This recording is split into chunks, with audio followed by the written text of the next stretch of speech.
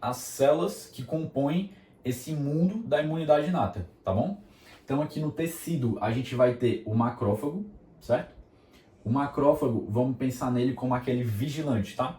Então ele está ali no tecido vigiando e ele vai exercer uma função de fagocitose, certo? Por isso que ele também entra num grupo que a gente chama dos fagócitos. O mastócito, ele vai influenciar principalmente o quê? No processo de recrutamento do neutrófilo, que a gente vai ver já um pouquinho mais na frente, com a liberação de alguns grânulos que tem dentro desse mastócito, que são grânulos de quê? De histamina, tá bom? E eu não vou adentrar muito agora, senão vai ficar muita informação, mas vamos pensar o seguinte, o macrófago, como eu falei, está ali na vigilância, ou seja, ele vai fagocitar e também vai participar desse processo de recrutamento dos neutrófilos. O mastócito também participa desse processo de trazer, de recrutar os neutrófilos.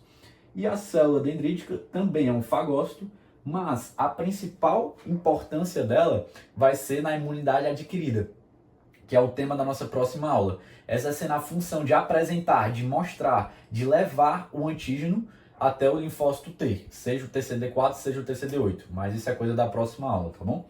Só coloquei aqui porque ela também faz parte da imunidade inata, tá bom? Apesar dela ter um papel muito mais visível, muito mais importante ali quando a gente estiver falando da imunidade adquirida, tá? Então vamos pensar o seguinte, já adiantando o conteúdo da próxima aula. Mas a célula dendrítica é como se fosse a dupla do linfócito T, seja o TCD4 ou o TCD8, principalmente o TCD4. Mas vamos pensar aqui, já que a gente está só passando aqui o tema no TCD4, no linfócito T, tá? De maneira geral. Então vamos pensar o seguinte, é tipo aquele colega que tu está na aula e que tu gosta de fazer dupla para fazer o trabalho em dupla, entendeu? É a célula dendrítica e o linfócito T, de maneira geral, beleza? No sangue, ou seja, na corrente sanguínea, que é o que a gente chama aqui, principalmente esses aqui, mas também tem outros, como o monócito e os linfócitos. Enfim, mas de maneira geral, esses aqui são os leucócitos, beleza?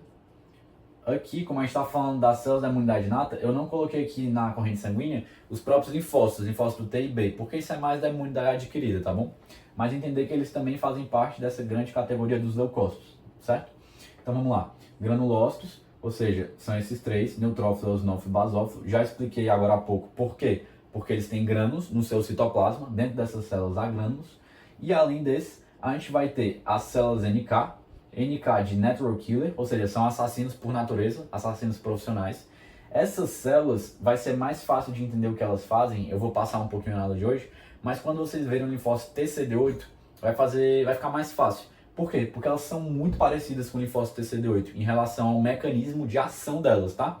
Não em relação ao mecanismo de desenvolvimento, porque elas já estão prontas. Então, digamos, elas já estão prontas para trabalhar. O linfócito TCD8 tem que passar por um processo de ativação, enfim. Mas entender que elas são muito parecidas em relação ao mecanismo de ação com o linfócito TCD8. As células linfóides inatas, elas são muito parecidas com o linfócito TCD4. Mesma coisa que eu acabei de falar em relação ao mecanismo de ação, não no de ativação, porque elas já estão meio que dadas, prontas. Por isso que a inata também já está dado, pronta, entendeu? Você nasceu com. Então, só reforçando isso com vocês. Essa aqui parece mais com as TCD4.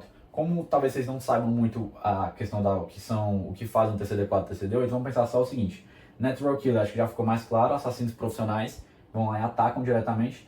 As linfóides inatas, elas são auxiliares, elas vão ajudar outras células de defesa por meio da secreção de citocinas.